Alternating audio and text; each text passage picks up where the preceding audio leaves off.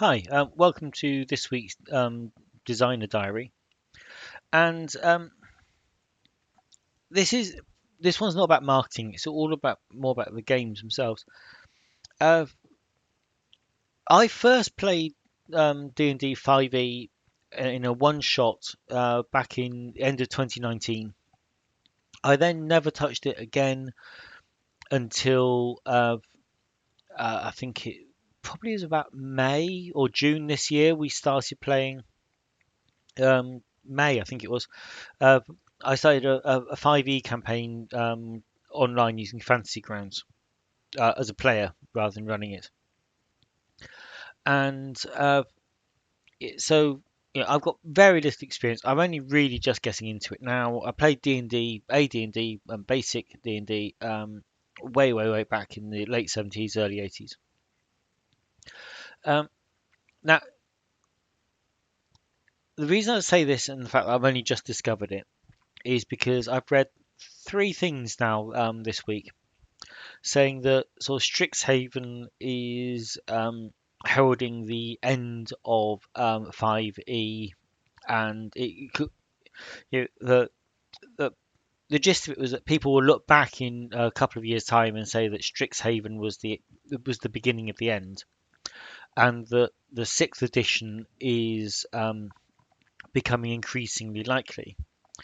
And part of the logic goes that during the lifetime of 5e, there has been some an upswell in attitude change, and there's things like the every race in 5e has a set of basically built-in prejudices. The old, the dwarf elf sort of thing.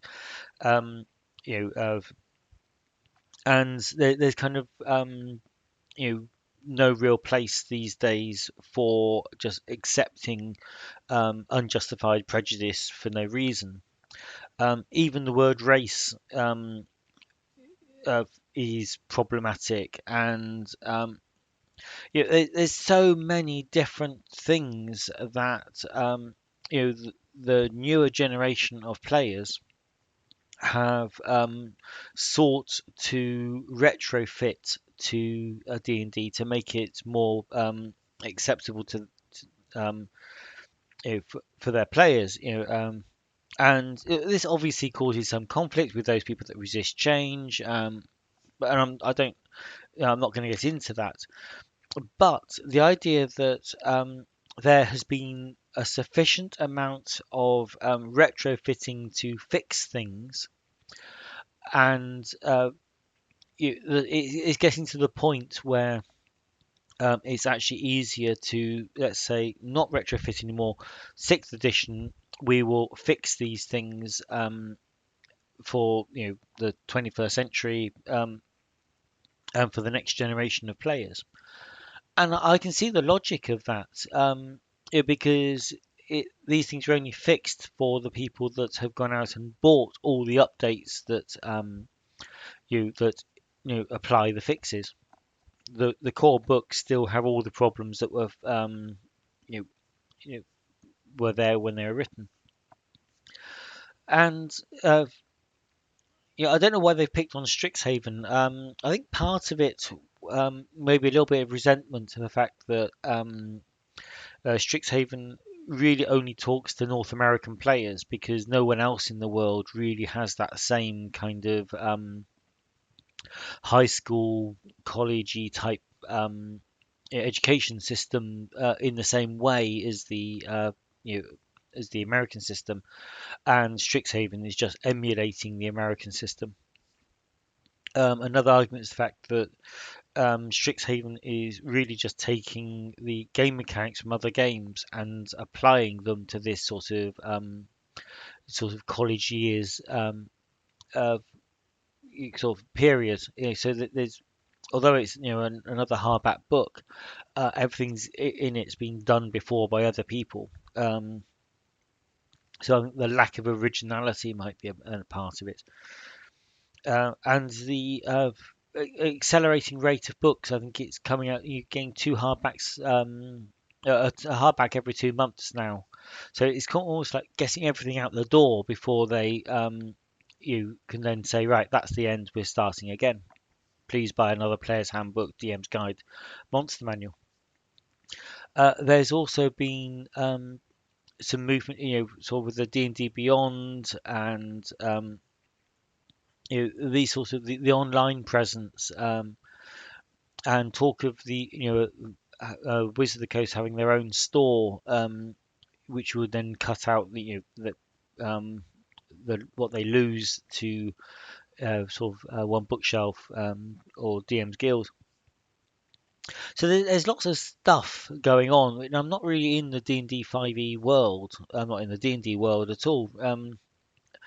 So I don't know, the credentials of, these could be just, people just, spouting hot air. But it's just really funny that I'm hearing a lot of it all at once. And I saw something about the timeline, how the gaps between editions was getting relatively shorter, and uh, 5e is 7 years old this year. I think 4e lasted for 8 years, and the one before that lasted for 6. So it's kind of in the right time period. So yeah, it's just interesting.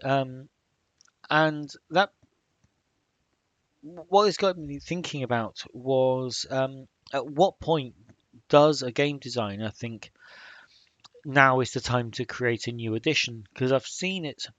Um, I don't think I've ever seen it go really, really well. Um, Now, Eclipse Phase is a game I really liked.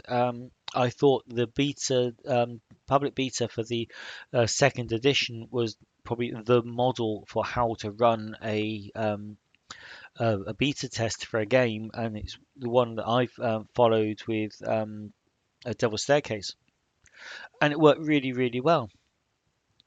But the minute it was released, there was nothing but complaints from, well, not, no, some people liked it, obviously, but there was a barrage of complaints against from people resistant to the change.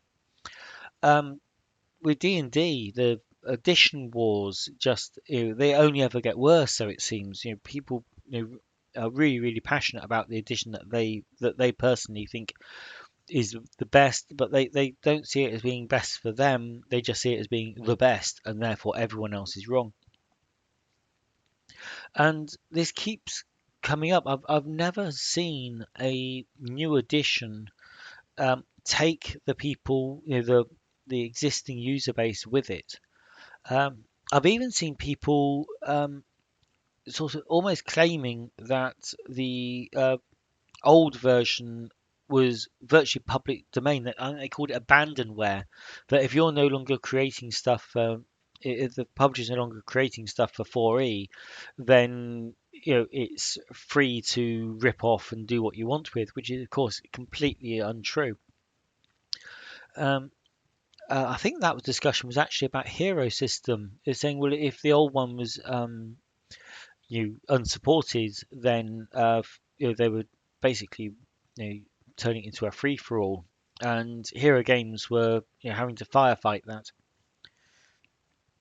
So yeah, it's an interesting idea, and one I think I suppose every game master, not a game master, every game designer should think about is when do you consider doing a second edition, and what prompts it. At what point do you invalidate all the money that your existing user base have spent and say, well, we're not supporting that anymore. We're now going to support this new edition, and you have to buy it all again. I don't have any answers. It's literally just amusing, but one I think every game designer, if you're going to keep supporting your game, I suppose at some point you're going to have to think about these questions. So that's it for today. Nothing particularly practical to tell you, just things to think about. Okay, thank you for watching.